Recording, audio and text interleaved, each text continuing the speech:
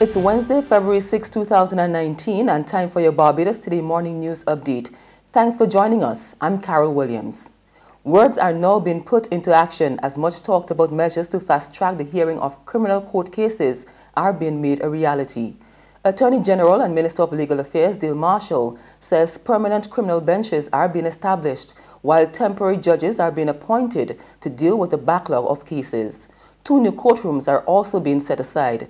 The Attorney General was speaking during debate in Parliament on the Supreme Court Judicature Amendment Bill 2019 last evening, where he noted with concern the number of killings that have occurred for the year so far.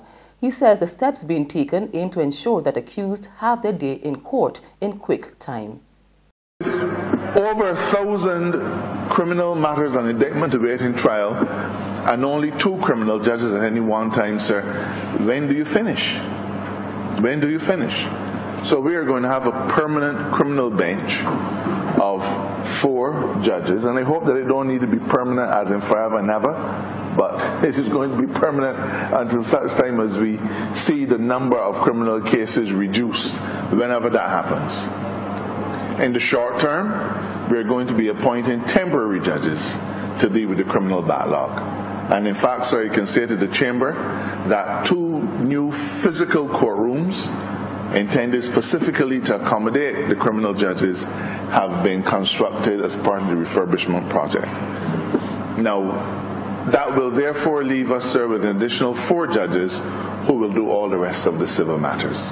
The bill makes provision for the number of judges to increase from 8 to 13. Minister Marshall says they're also widening the pool of people who can sit on the bench. As big as we say our bar is, only 10% of our bar are Queen's Counsel. And of that 10%, Mr. Speaker, very few of them are interested in judicial office. So what happens is that you have, well, some of them shouldn't be, but I wasn't involved in that decision. And anyway, let me keep quiet on that score, sir. So, you know, we as big as we think our bar is, our pool for judicial officers is small, plain and simple. And I can see absolutely nothing wrong, sir, with opening up for interests, members of the legal profession who work across the OECS, members of the legal profession who work in the Commonwealth. So, 2 things, sir: judicial appointments, or opportunities for judicial appointments in the High Court and the Court of Appeal, are going to be advertised from now on. Mr. Speaker, we have 3 judicial appointments to fill in the Court of Appeal. They are going to be advertised. Plain and simple. And if those individuals get bumped up, if individuals who are currently acting get bumped up by virtue of that transparent process, then we will have High Court positions to fill, and they too will be advertised. So that is the lay of the land going forward, sir. So the days of wizzy in the back room and trying to lobby for your son or your daughter to be appointed to the bench, and somebody saying that so-and-so got some arrangement with another person, those days are gone, sir. While opposition leader Bishop Joseph Atherley is supporting the appointment of the additional judges, he is concerned about the appearance of political influence. We have before us today, Mr. Speaker, a committee which will be put in place to oversee the process of advertising and screening applicants for positions on the bench in Barbados.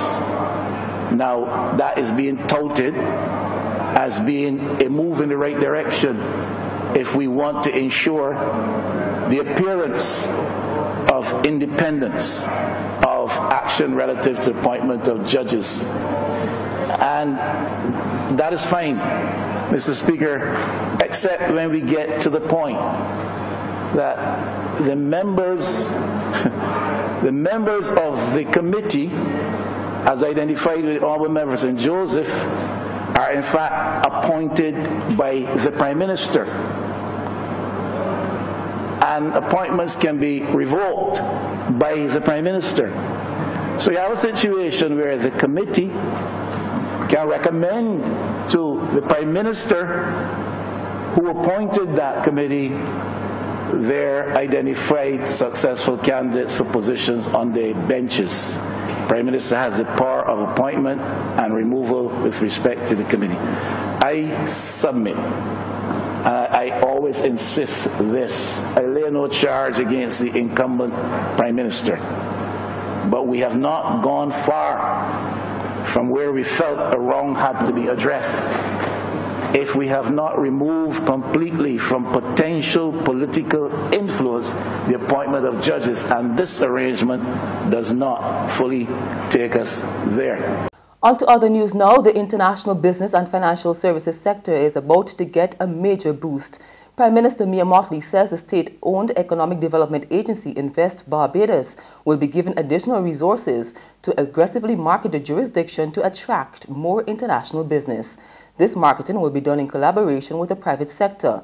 And while Mottley did not give an indication of how much funds will be injected into Invest Barbados, she said it would be supported by the island's new tax regime. Our quality of life, our stability and security, and ultimately even our cyber security, all are part of the critical equation to be able to make people want to do business here and to make people believe that they too can see Barbados as their domicile of choice in engaging the world. We hope that you can join with us on that mission.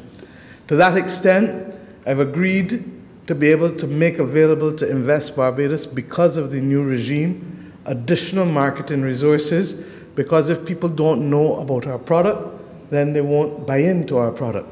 But we recognize that the business of marketing in this sector has always been best when it has been conducted not just by government alone, but by the private sector and government working cooperatively to be able to spread the word and to put the word out there. There's regional and international news after this short break.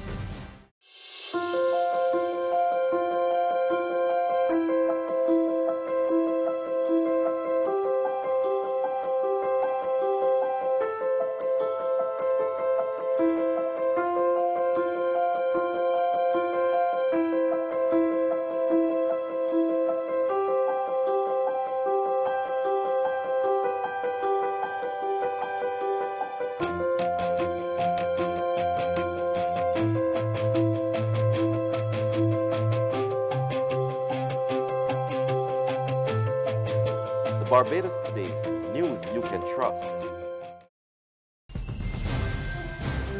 To the region, at least 50 people are due to be deported to Jamaica from the United Kingdom. Today is the first mass deportation from the UK to Jamaica since March 2017. Those down to be forcibly removed include a 45-year-old man who left Jamaica when he was 4, and a man who served in the British Army who has 5 children who are British nationals and who now suffers from post-traumatic stress disorder brought on by the tours of duty he served in Afghanistan. The UK Home Secretary has defended a plan describing those being deported as foreign nationals who had committed serious crimes. An estimated 500,000 people from the Caribbean countries arrived in the UK between 1948 and 1971 and became known as the Windrush generation. Internationally, Pope Francis has admitted that clerics have sexually abused nuns, and in one case, they were kept as sex slaves. The abuse was so severe in one case that an entire congregation of nuns was dissolved by former Pope Benedict. It is thought to be the first time that Pope Francis has acknowledged the sexual abuse of nuns by the clergy.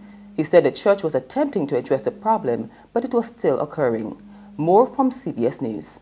These reports have alleged abuse of nuns, in some cases sexual abuse of nuns, talking even to the point of nuns having abortions or giving birth to babies fathered by priests, and talked about this real culture of silence, this fear of retaliation. Nuns would not report this abuse because they were afraid of being silenced or of some sort of retaliation. Now, this is an issue that has been widely reported in the past. This stretches back for quite some time in some cases, but to have it published just the other day in this magazine is quite a big deal. This is in essence a Vatican organ. It is an official newspaper coming from the Vatican, and it included some of Pope Francis's thoughts on abuse, something that we hear quite a bit from Pope Francis, which is this issue of clericalism. He cites not only in the case This was relating specifically to nuns being abused, but he talks about clericalism and issues of clerical sexual abuse of minors as well. This hierarchy, this sense of power and clerics feeling above the law. That's news, but for the very latest, visit our website at www.barbadostoday.bb.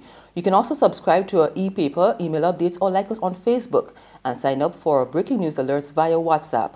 We're also on Izumi Media in bus terminals, as well as screenplay at supermarkets and gas stations near you. You can also hear us on Mix 96.9 FM and Capital Media HD 99.3 FM. I'm Carol Williams. Have a good day.